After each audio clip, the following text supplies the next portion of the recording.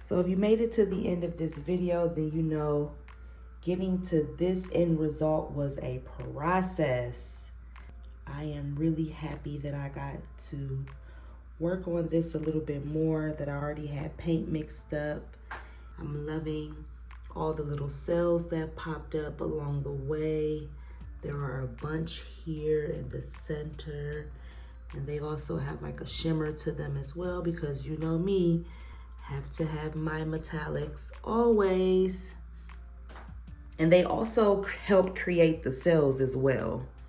If you're ever having trouble creating cells, try adding some metallics. They work very well. I did a split base, which you can see a section of it here, of the turquoise green light that I use. It's a new color by Amsterdam, all acrylics. And I know it kind of looks like a light coral, but that is actually parchment.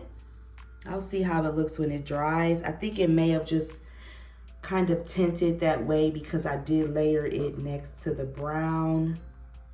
The first composition just didn't work for me as well because I didn't like the pores that I did for in all four corners, and the split base, it just got a little bit wonky. So I'm just going to play around with it some more and see what I come up with. I'm gonna see what this looks like when it dries. But so far so good. Okay, thank you for watching.